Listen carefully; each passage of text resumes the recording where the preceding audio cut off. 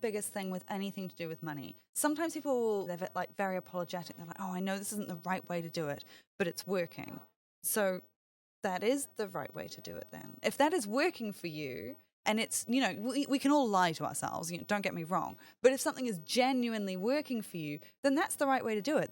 Welcome to Slice, Property Made Possible. We're a platform on a mission to reduce barriers to home ownership. This podcast is a safe space for our community to learn together and build the confidence required to start on their property journey. When you're ready to start, head along to slicetobuy.com and sign up for your free dashboard. Welcome back to Slice the Podcast. We've got Frances Cook joining us today, and we can't wait to learn more about all things personal finance and repaying your mortgage. Welcome, Frances. Thanks for having me on. So first off, we like to start these episodes with a quick question on your first home buyer journey. Do you recall much about that, and what sort of comes to mind, Frances? I mostly remember it being just incredibly overwhelming and just really feeling like there was so much paperwork, and also even before that you really always felt like you were quite up against it. You're going and you're trying to find a house that you can afford, one that isn't an absolute lemon, and the whole process is you slogging through and feeling so overwhelming. But once you hit that finish line, it really does feel amazing. Yeah. And I think that's a common theme that we get actually from our customers is there's the overwhelm. There's so much information, and what is the right information or the right amount of kind of research that you need to do on a property. When did you buy, sorry? Maybe 7 years ago. Yeah.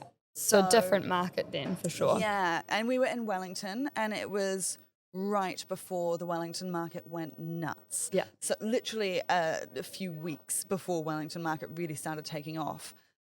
So it's one of those things it's always a mix of hard work and luck in everything to do with your finances. And we definitely got a bit lucky on the timing. We got a bit lucky on the location. We also still had to work really hard to find somewhere that we could afford. So it's hard when you're going through that first home buying journey. I know we used a lot of things like the Trade Me property estimates of value. The One Roof had just launched then, I think, and using those estimates of value, trying to figure out what areas we might be able to afford, and then really hitting those open homes. We would go to 5 or 6 open homes a day every single weekend. We did that for about 6 months. Yeah, it's pretty boots on the ground. It's pretty full on, isn't it? And exhausting. It's interesting you should say that those sites were only kind of just popping up then around delivering market insights, because now we've just actually done some content recently talking about how homes.co.nz and One Roof and the like can actually be 400 to 500k kind of off the mark now.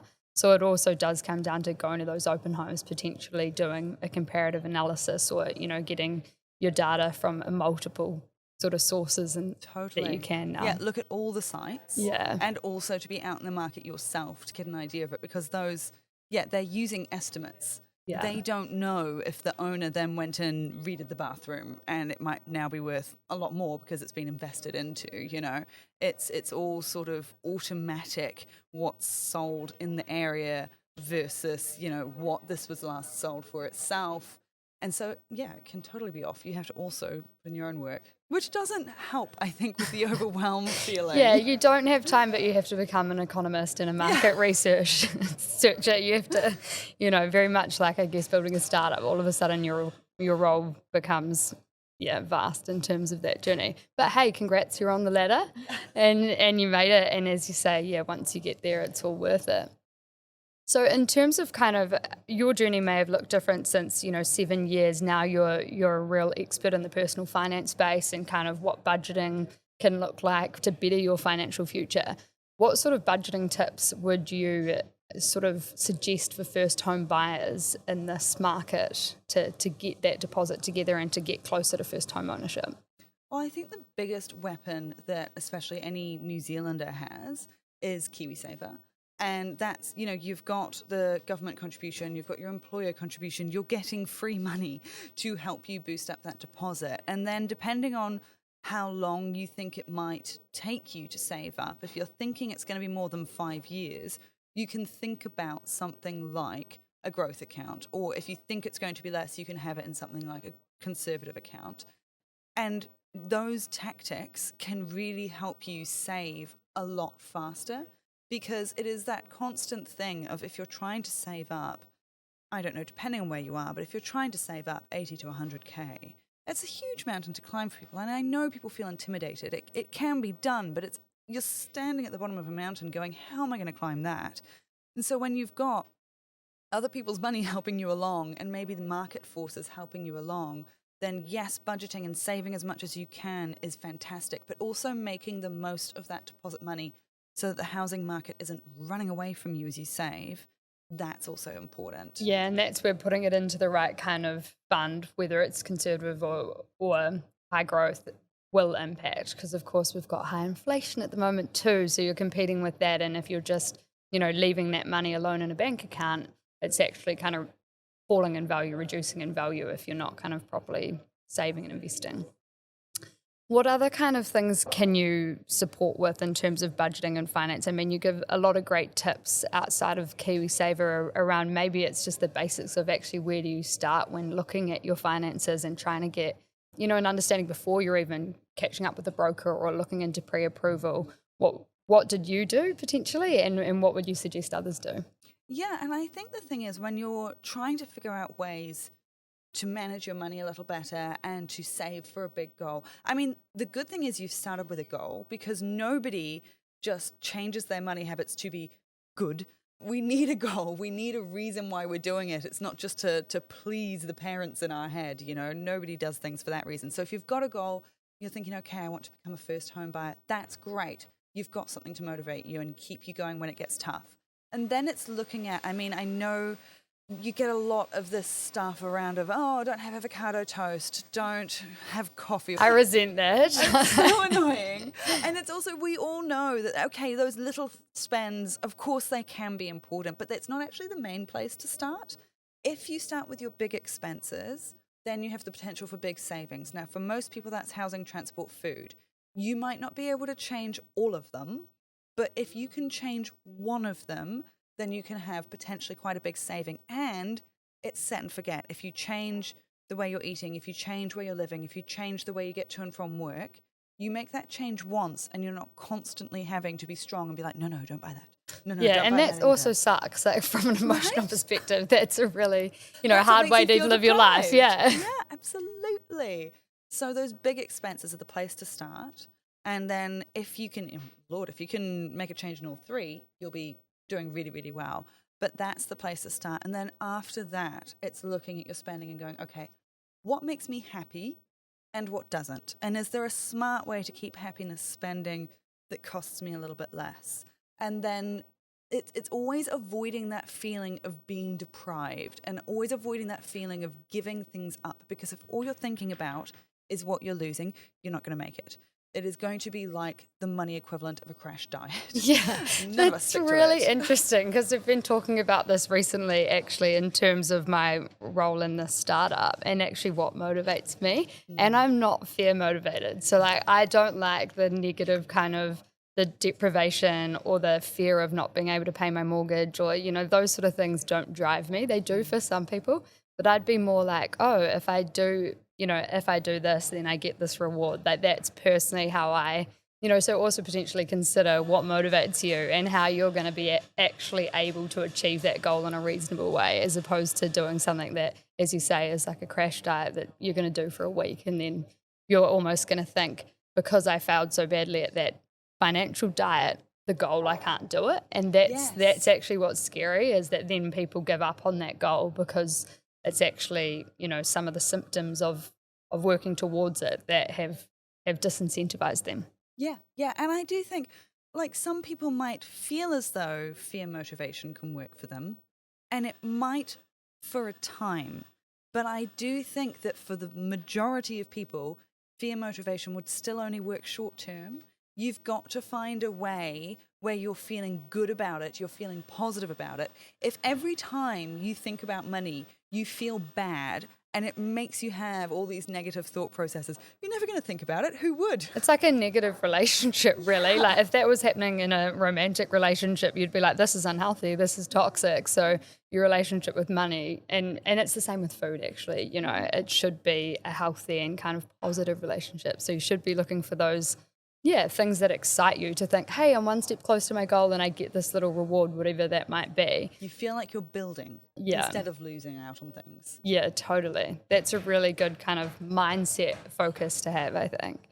And there are other things that you can do. I'm not sure what you're sort of seeing in market or what your experience has been with some of your audience, but there are a lot of people kind of moving in with their parents again. So that's that housing, element that you spoke of.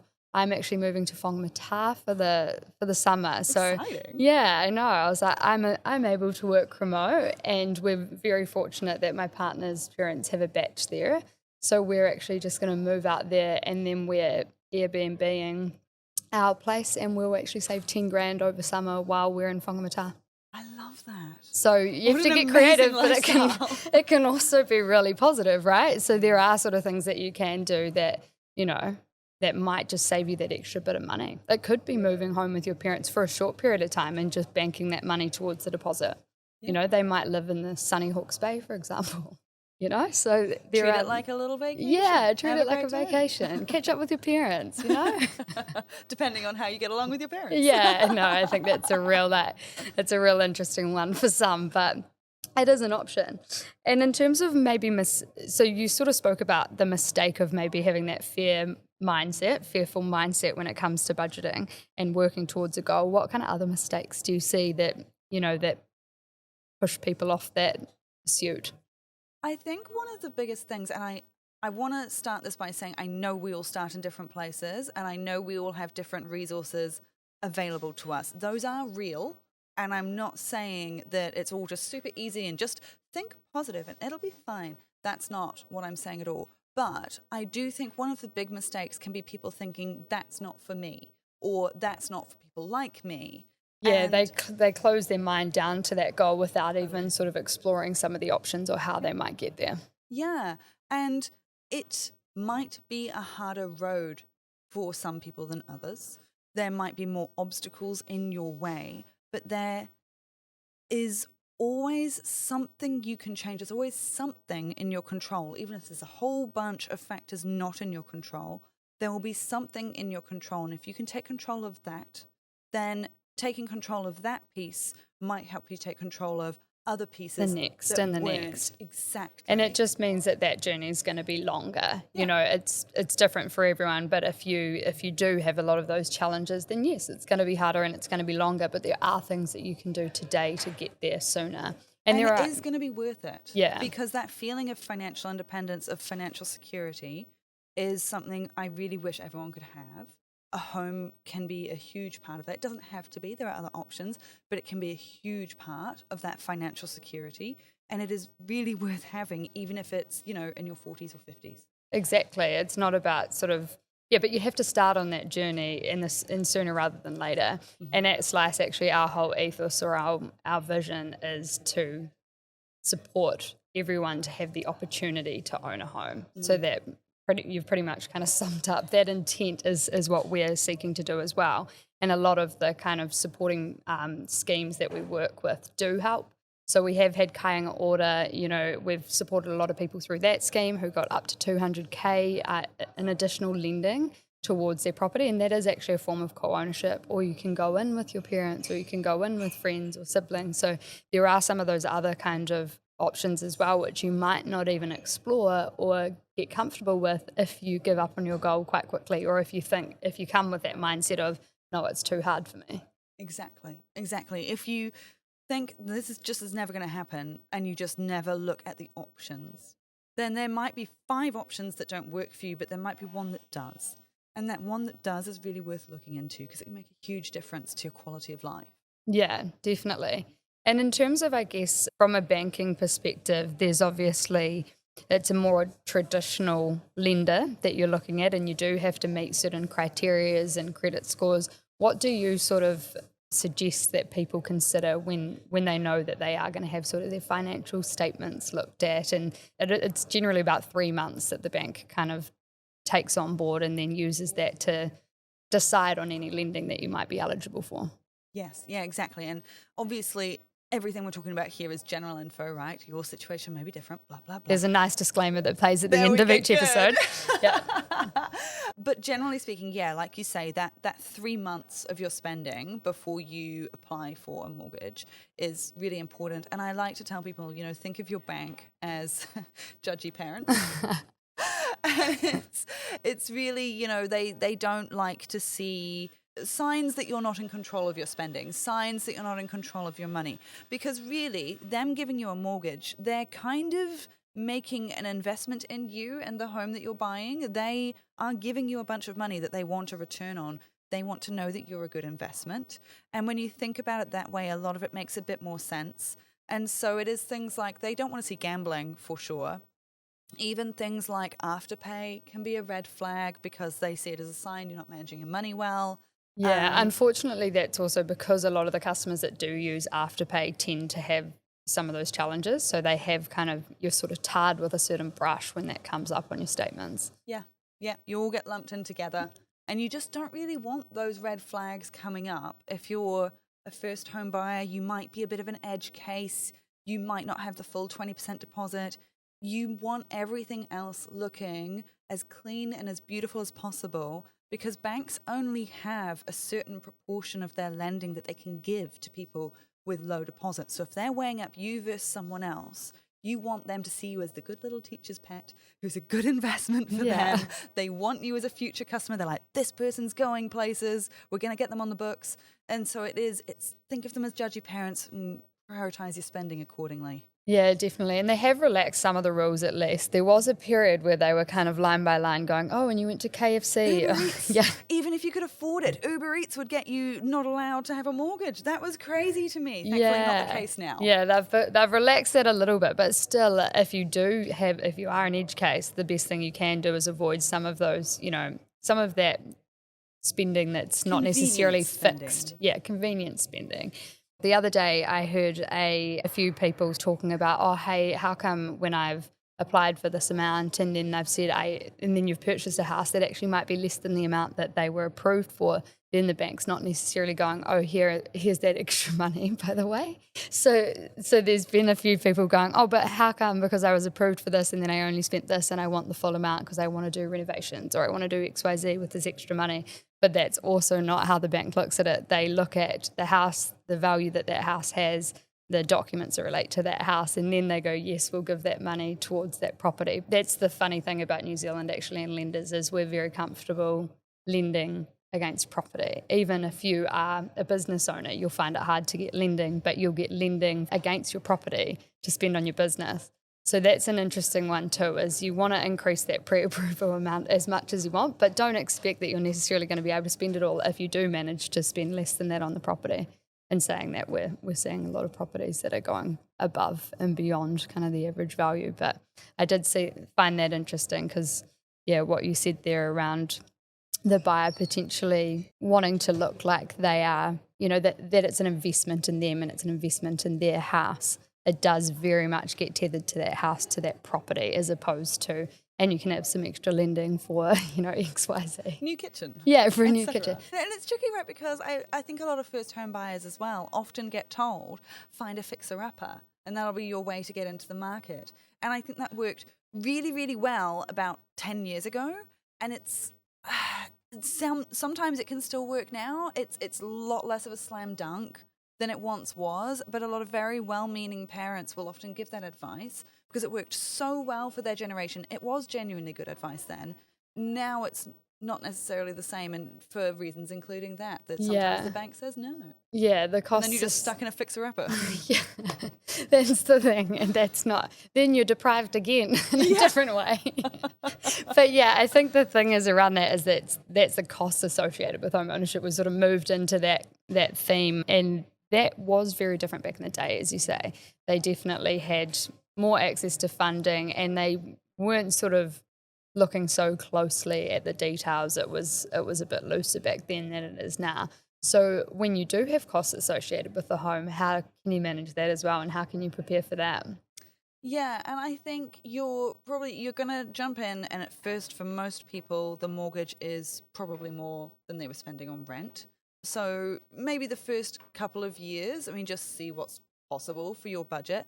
But if you can, to continue saving hard like you were when you were building up your deposit, but outside of KiwiSaver now, because obviously you can't type KiwiSaver for renos or maintenance or whatever, but to keep saving hard if you can and build up some of those funds for things like improving the house or maintaining the house, it's just going to be a bit of a reality of homeowner life. Whereas it might have been once wrapped into rent can be very high, for sure. You can end up spending a lot on rent, but it does tend to wrap your costs into one. You know, that does take care of your rates, the maintenance, a lot of insurance, not all insurance, the maintenance, like you say. And now you're going to have to fix all of those up for yourself. And I often say to people, banks now let you have all these different accounts with 0 fees on them if they're online only accounts. So just have as many accounts as you need to split up your savings to literally home maintenance, rates, insurance, whatever else, all of those regular recurring bills, just so that it's sitting there, and name it too, because then otherwise you might be one of those people who's in danger of breaking into the savings. If you look at it and go, that's my rates bill and I am going to have to pay that next month and I need that money there somehow, then you're less likely to break into it than it's just a generic savings account. And you think, oh, it'll be fine. I'll top that back up later, and then you miss the bill. We've got a great blog actually on size2buy.com that goes through what those different accounts could be and how to separate them. Because funnily enough, that's also how I manage my spending habits. I'm not someone who can have a big amount sitting in my main account and can draw. I'll just draw it down. It's too tempting. Yeah, I don't think many of us can manage it. There are people out there, but they're unicorns. Yeah, it's good to know, because I was like, oh, maybe I can't manage my money, but I can. I can manage my money by putting it out of sight, out of mind. So I have, all of those different accounts set up as well. And it is key when you get into the home and you have some of those expenses, as you say, that you're also not used to having. We had Blair on the podcast the other day, and he's talking about, rising premiums with insurance, and so much. So that insurance amount that you're budgeting for is going to have to be more. I think when I first purchased, I was budgeting, a couple of grand a year for insurance, $3,000 a year or $4,000 a year for maintenance. So those kind of amounts, you can read more on the website about what might be applicable based on your region, but you are going to have to reevaluate that in this day and age. I'm afraid it's just kind of climbing and climbing. Yeah. But I guess you can do things like potentially bring in a flatmate or Airbnb your place and move to Whangamata. Not everyone has that opportunity, and I'm aware of that. We're very to even Airbnb lucky. A room. If you don't want to commit to a flatmate full time, which some people don't, you can just have a room that you put on Airbnb and you get a bit of extra cash sometimes, and the rest of the time you have your privacy. There are options for if you're finding it a bit of a crunch, which again, especially the early years of homeownership, can be a bit crunchy. It'll be worth it, but I think don't tell yourself you just have to white knuckle it through. Look for ways to make your life easier so that you can enjoy it too. And if you can bring in a flatmate or Airbnb a room or charge whatever, your parents when they come to stay. Totally. Mum, Dad, love you, $50 a night. Yeah. No, we literally don't do that, but I can just imagine how good that would be. But we put out towels for them. Yeah. Do you know how much you guys this cost is me in a turn down electricity? service. I spent half an hour prepping this room. That's half an hour of my time at an hourly rate. Love it. Yeah. But look, Mum, Dad, you raised a good frugal daughter, and this is the repercussions. They'll be like, my mum helped me into my first time. She'll be like, what a stitch up. I helped you in here and now I'm paying for it still. What can I say? You brought me into an expensive world. Yeah. Just doing what I can to survive. Exactly. Whether you're putting it into, your own business or whatever it might be that you need that money for. Like potentially you need access to the funds more readily, or you might, want to do a high growth strategy because you're younger and starting out in your journey. So something like shares could be, a good opportunity. But I guess you just have to weigh that up. But by doing, as you say, a little bit of each of those things, you're actually getting the exposure and the experience and then you can kind of work out what does work for you and what maybe excites you, as you say, what makes your financial journey that little bit more bearable or interesting. Because you might find that all of a sudden you get obsessed with watching the shares market, and that's something that you want to do, you know, so that if it becomes something you enjoy, then you're more likely to kind of keep doing it. Property is a similar thing as well. I think the thing with property is ultimately that you can leverage other people's money though to make money. So that's sort of the key distinction that we keep coming back to, is that, yeah, when you are doing that, and that's probably an argument to say, because the repaying the mortgage thing, I've seen some of your content on that as well, and it does show just how much you can save in interest. Powerful. Crazy. Yeah. But then at the same time, you can, borrow again against that and then grow your investment power and potentially, diversify by another property using the equity in that property. So there's sort of a kind of depending on pros what you're and looking cons. for. Yeah, exactly. What type of investment you're looking for. I mean, property has been hugely powerful in New Zealand. It's one of those sort of tongue-in-cheek things. It's like, haha, joking, not really joking, where they talk about the New Zealand economy as just a housing market with bits bolted on. Oh, it is. It really is. Yeah. We are hugely into property in this country, and the thing is as well, as we've seen in the latest dip, the fact that people are so invested in getting into their home and also to get those one or two investment properties, that even when there is a dip, it does tend to recover pretty quickly. So it's just a reality in New Zealand that property has been a huge store of wealth. I don't see that ending anytime soon. Yeah, I don't either. And I think there's a couple of reasons for that. One being sort of the way that our lending system is set up, which is, as we spoke about earlier, can you get lending for renovations? Not necessarily, but for the property, yes. Can you get lending for your business? Pretty bloody hard. But can you get lending for a property? Sure. So the way that we're encouraging economic growth in New Zealand is very much based around properties, what we'll lend towards, and you could go, oh, I'm going to grow my wealth by building this amazing business and, increasing our revenue year on year.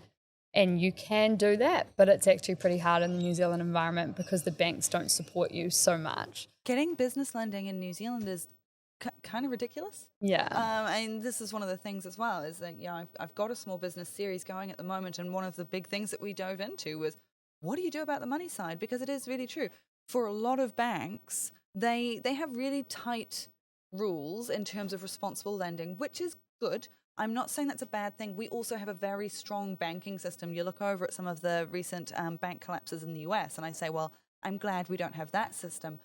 I do think there's a middle ground, though. Yeah. And some of those responsible lending rules do push banks to consider property a safer investment that they're far more willing to lend against versus a business idea that has yet to be tested. They're just going to make you jump through so many hoops. And it kind of sucks, because if we supported small business more, we'd probably have a more productive economy. But that is a rant for another day. And then we'd be a wealthier economy. And then, but it is a different, it's a different, well, it's your podcast series, that one. But it is one thing that I think about often, being a business owner and then also, moving in the property space. But I think that the piece to take away from that is that property investment is encouraged in New Zealand in some way. Ultimately, that's how our system is set up. So you do have to think about, when you're investing, that is a very valid consideration to think about what to put in your portfolio and whether property should be a part of that.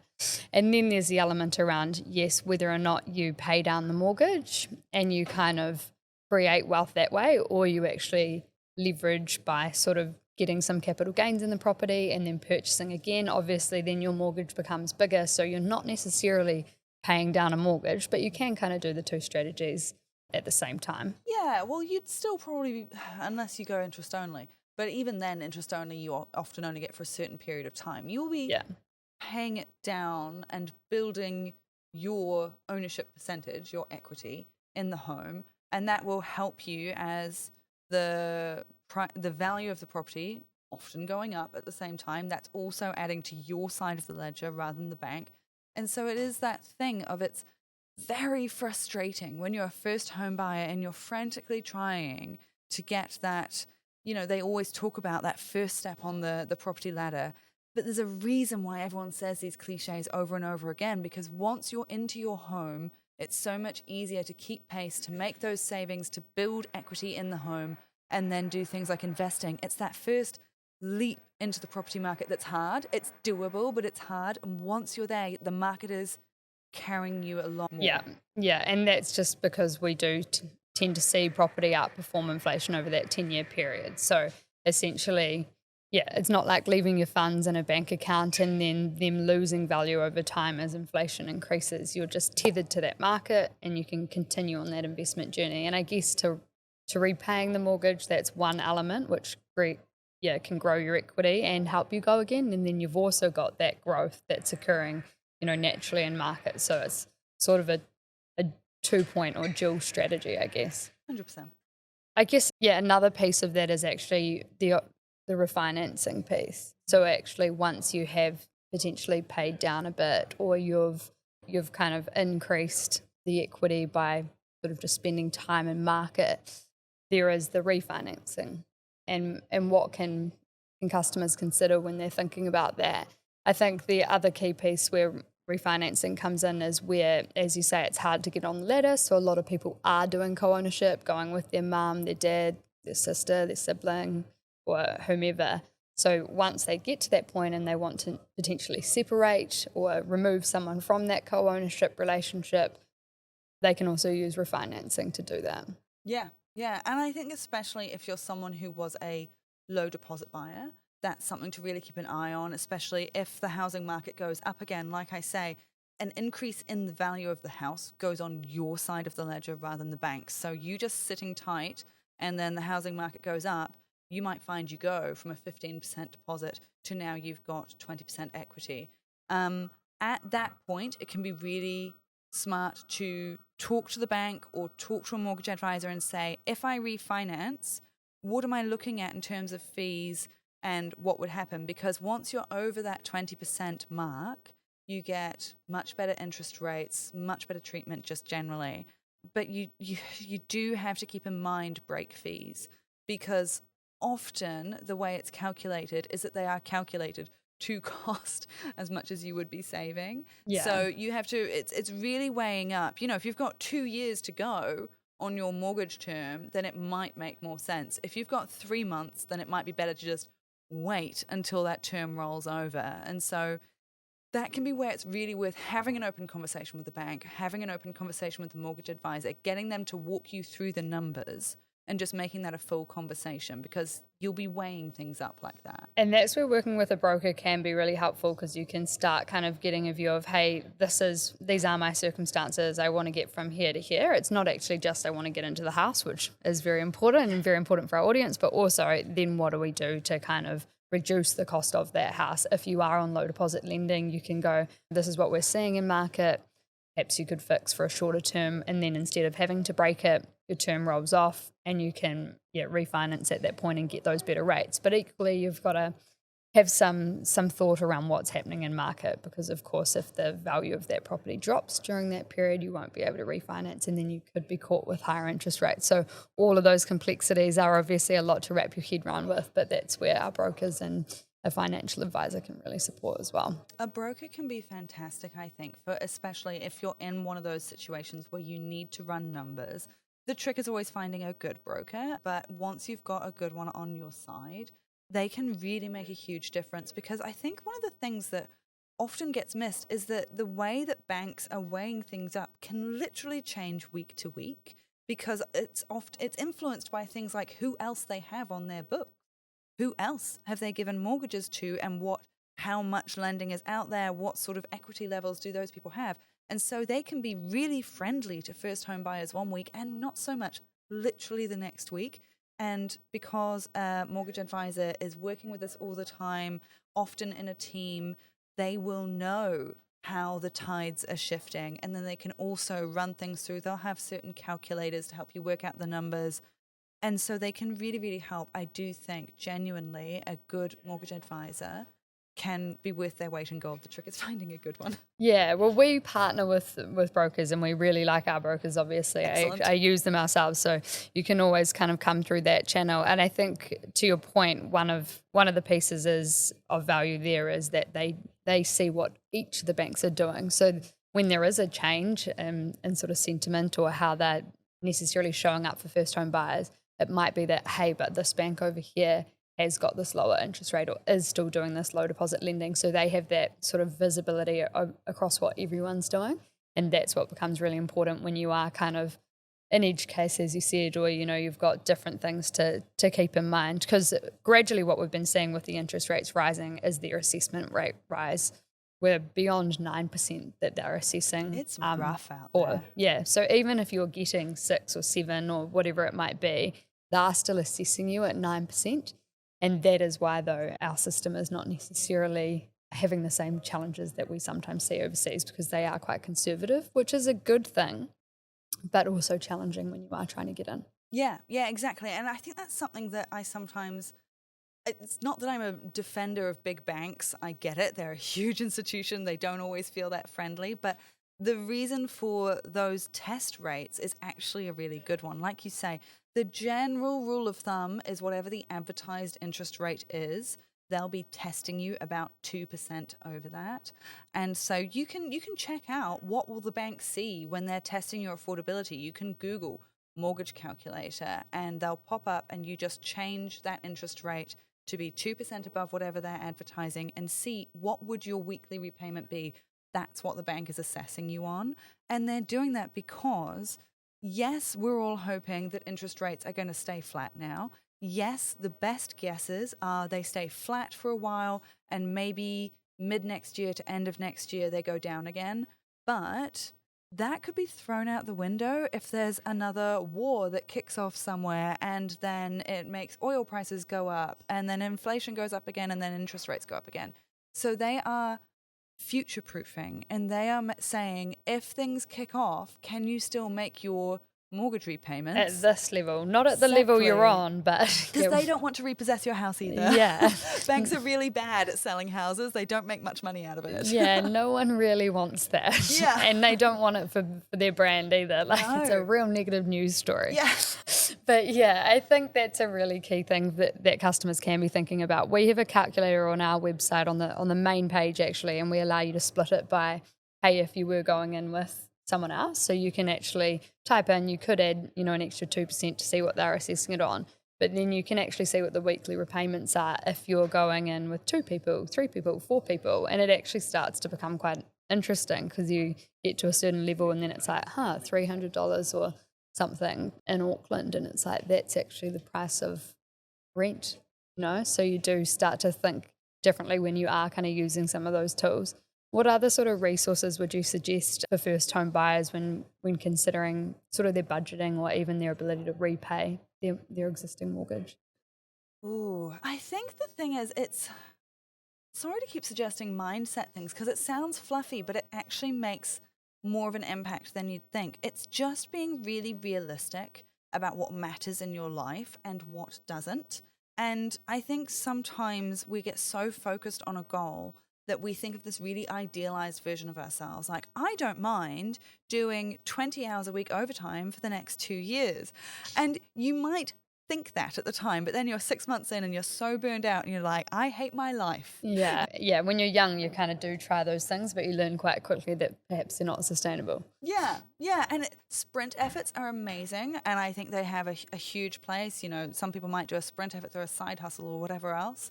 And I think be really focused on, if you want more money, the only way to do it is to spend less or to earn more.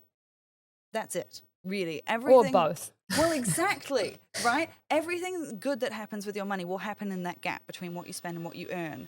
If you can actually do a little bit of both, it's a lot less effort and sometimes a lot bigger reward. If you can do a little bit less of the spend in areas that you don't miss, but it means that you're not cutting out everything from your life.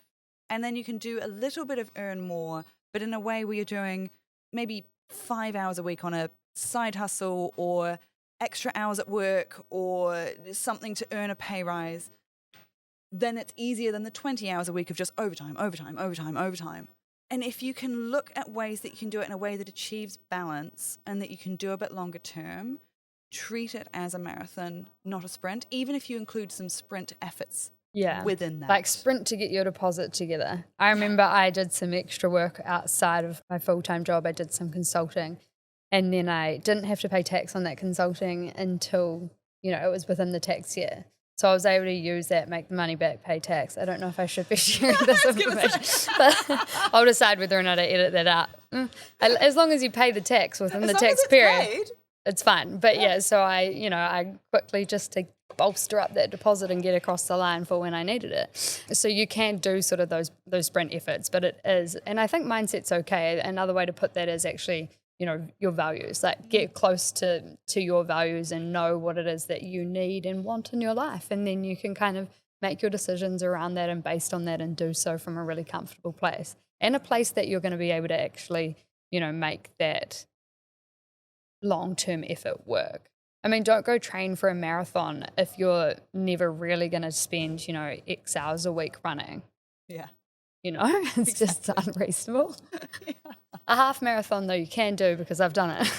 but I wouldn't personally do that, because I know I don't value running enough to get me to that, to that level. So I guess it does come down to where you want to put your efforts in your life and what you value, and then using that to guide some of your financials. And in terms of getting close to that, what would you say? Like, I've got a spreadsheet. Is that, what kind of do you use to get a view of where your money is going? And I know the banks actually have some really great tooling now too. Yeah. It totally depends, I think, as well on personality. It's really funny because I think a lot of people expect me to be a spreadsheet gal. I have so much admiration for people who are spreadsheet people. You're wonderful people. My husband is one of them. I don't understand any of you. I don't know how you do it. I hate spreadsheets. I think the way that I got into personal finance was I'm just a bit of a loosey-goosey, fly by the seat of my pants kind of girl. And so I had to force myself to learn about money because it did not come naturally to me. And so spreadsheets, still not something that's in my money personality. But what I do, and if someone likes a spreadsheet, do it. If someone likes tracking their spending through an app like Pocketsmith, do it. Or some of the banks have built-in apps. Fantastic. I do something called chunking, where this is the chunk of money that goes towards my fixed expenses. It goes in that account. Everything comes out automatically. It's fine. This is the chunk of money that I'm allowed to spend on silly things. It goes in that account, and once it's gone, it's gone. This is the chunk of money that's going towards future me. It goes a little bit extra on the mortgage. It goes a little bit into my shares account. And by chunking, it is enough that I can keep an eye on it, and it is enough that I know where everything's going, but I don't get overwhelmed by the details, because I am a girl who just gets totally overwhelmed. I don't like the spreadsheet equations people can do. It's very clever. I hate it so much. Yeah, that's so funny, because I was like, oh, she'll probably have a spreadsheet. She'll probably have, everything like labeled down to the wire, to spinning into a pie chart. Yeah. You do have the banks that help actually, because I obviously have worked in banking for a while, and they've been trying to develop that, for a long time now, where it automates and just goes, you've put this into health and fitness or whatever, and you can do those. So check out your banks. But yeah, I guess that's what you were saying there, though, is actually, just create those bank accounts. And then funnily enough, though, You've found a kindred spirit, because that's actually how I started. I now do have a spreadsheet because I've copied my partner. That's great. But I am more of that, and probably if I was to go on high earning, high saving, I'm more of a high earner. That's sort of my money personality. But I am trying to do both too. And so having that spreadsheet and having the detail does help me kind of shift some of the habits in the spending space. But yeah, originally, or, my key kind of process would actually just be having those accounts, putting the money in there, and then I know, that when that money's gone, that money's gone, and towards that particular purpose. And you can have as many accounts as you want. But funnily enough, my partner's also the unicorn who has X amount of money in that account, but he relies solely on the spreadsheet. So it's incredible. Yeah. I'm very impressed by people who do it. I'm like, that money would be gone. I'd just be like, oh, that's spend money. Yeah, this is all just fun money. I just enjoy it all. Oh no, mortgage is due. Yeah, uh-oh. No, it's good though. It's good to hear as well that there are different tools and different methodologies and they still, work and it doesn't have to be one way for anyone. But I guess, hopefully the audience has heard about some of those options that are available to them and can pick and choose what they enjoy. And I think the biggest thing with anything to do with money, sometimes people will say things to me, they're like very apologetic. They're like, oh, I know this isn't the right way to do it, but it's working. So that is the right way to do it then. If that is working for you, and it's, we can all lie to ourselves, don't get me wrong, but if something is genuinely working for you, then that's the right way to do it. There is no one right, perfect way to do it. And it's quite funny because I have a course, Money Made Simple, where I talk to people about spending plans and how to manage their money. And I think a lot of people come into it expecting to be told, you must do X, Y, Z, and then your life will be good. But what I say is, no, here are 5 options for creating a spending plan. And it is from, if you are the type who likes tracking every dollar, I have faced my fear of Excel and I have created a spreadsheet for those people with the equations. I will never use a spreadsheet, but I know it does work for people. But all the way through to the most loosey-goosey, just keeping an eye on things, financial fasting, where you just pick one day a week where you spend nothing and then you go back to the rest of your life. And it's the full spectrum amongst there. And sounds exactly like a diet, like right? The comparison between money and food is really strong.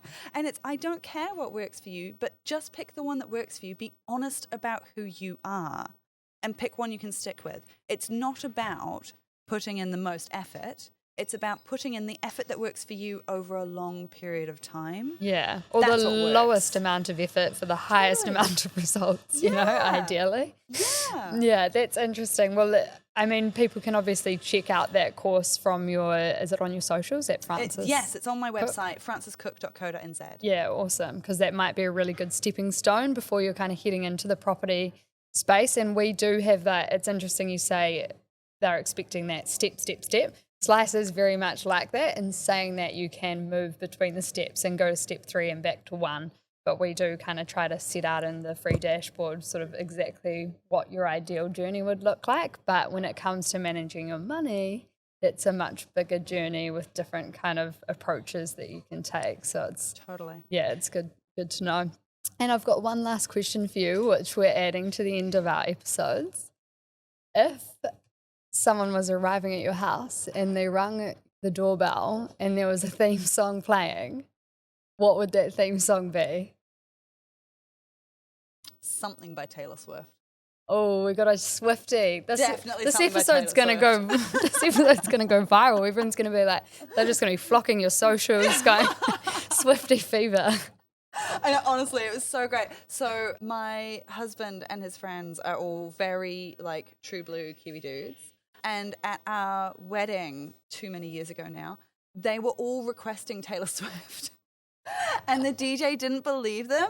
He thought they were trying to having take a the laugh. mickey. Yeah. And I had to go up and pull bride powers and request Taylor Swift for them because nobody says no to the bride. Yeah. And then they're all just rocking out. Loving it. That's so good. It's funny, there's some great now with Travis Kelce and everything coming out. I'm so overly invested in that relationship. It has to work out. They're so cute. I know, but you see the films as well of the team and they're walking out and then they're asking what their favourite song is. And some of them start singing it. It's pretty hard case. That's so good. They're having a field day. So Swiftie, it's for men and women. Oh yeah. Personal finance, it's for men and women, and so is property. We brought it back. We brought it back. Seamless. Thanks so much for joining us, Frances. It's been great. Thank you for joining our community. Buying property isn't easy, but listening in will get you one step closer on your journey. Please leave an Apple or Spotify review and provide feedback so we can improve your experience. Join our Facebook group, A Safe Space to Learn Together, or follow us on Instagram at @SliceToBuy. If you have any questions or topics you would like us to touch on, you can email us at hello@slicetobuy.com. A quick reminder, Slice the podcast does not provide personalised investment advice. We are not acting as financial advisors or taking into account your circumstances. To get personalised advice, join us at slicetobuy.com and engage with our partners who can act as your financial advisor or lawyer and support you with your specific needs.